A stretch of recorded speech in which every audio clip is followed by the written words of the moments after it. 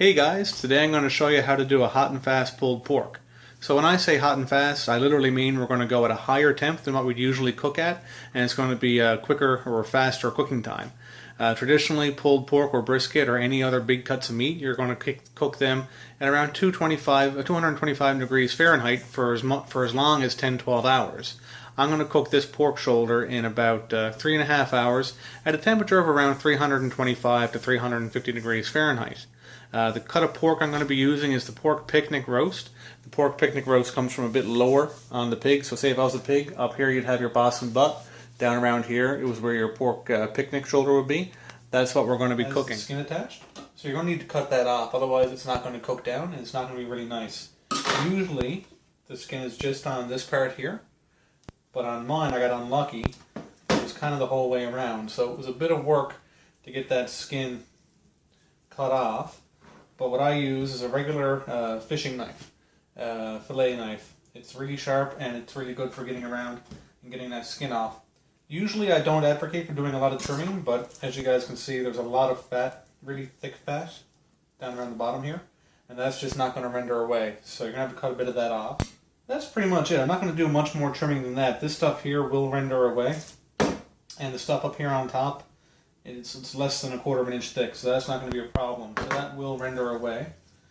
Now what I'm going to do, I'm going to just put a pork rub on it. If you're looking for a good recipe for one to make at home, I recommend Amazing Ribs, or Meathead at AmazingRibs.com. His Memphis Meathead, or Meathead Memphis Dust, I think is what it's called. I'll put a link down below. But right now, this week, I'm going to use Darrel Lambert's Sweet Rebel Mine.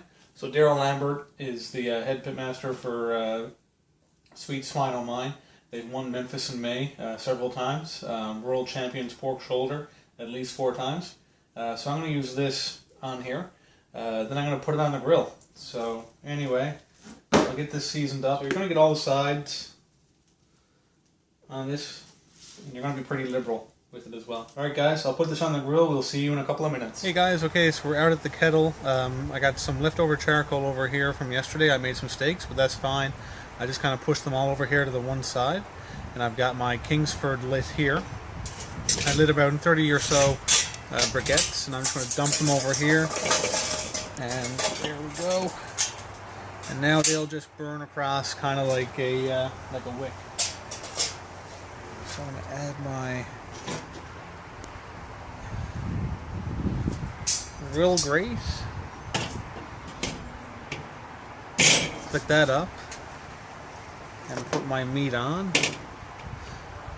Put it on right there, a little bit away from the heat, but not too far away. I'm going to add a water pan, and I'm going to put some boiling water in it. So this will help create a moist cooking environment, keep everything from drying out.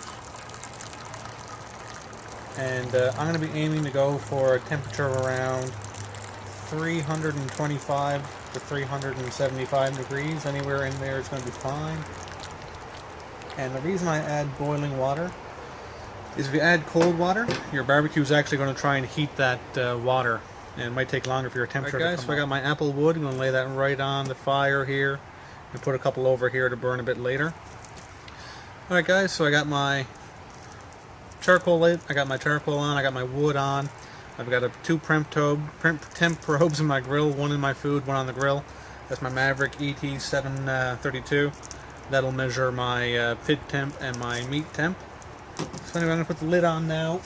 Our goal is to get this to around 350, 325, 375. In there anywhere is fine. Now what I'll do, I'll put my lid on here with my vent on the opposite side of where my heat is. That way the wood and the smoke is going to come over the food and come out this way. If I had the vent over here, all the heat would go straight up through. Anyway, we'll get this, leave this alone here now and let it come to temp, and I'll see you guys in about an hour. Alright guys, it's been just around 2 hours, and the pork shoulder is right where I want it. It's just around 125 degrees, 130 degrees. So I'm going to take it off here now, and like I said earlier, wrap it in a little bit of tin foil. So I got 2 sheets of tin foil just in case it sticks through, a bone sticks through or anything like that. So I'm just going to kind of put it on square I have to find a place to put my tongs. Lay that there. I'm just going to wrap it up and get it as tight as I can. Then add the apple juice. I got about a half a cup. I probably won't add all of that. And we'll say a quarter cup if anybody wants a measurement. And then get it nice and tight. I do not want any holes for anything to escape. So what's going to happen now is this is going to simply braise on the grill. Alright guys, so I'll put this back on in about an hour. This should be at 195 degrees. This should be done. Alright guys, so it's been 3.5 hours, an hour and a half since the last time I showed you guys anything there. And the pork shoulder's done. I took it out about 20 minutes ago, let it sit here to rest. And now I'm going to pull it apart. There's lots of different tools you can buy and use to pull apart the pork shoulder, but I find the best thing to use is your own hand or hands. And the best way I've found to do this is to put on a pair of cotton work gloves and then put a pair of latex gloves on over top. You won't burn your hands and you can pull the meat apart. So let's just see how this is, see how it turned out. Got a nice pink smoke ring, really nice bark. Phenomenal. Alright guys, well that's pretty much all there is to it. You can use this pulled pork to make a sandwich. You can use it to have just as a main. Do what you want. There it is, hot and fast pulled pork. Total cook time 3.5 hours. Alright guys, thanks a lot. Hope you liked the video. Please hit like down below and subscribe.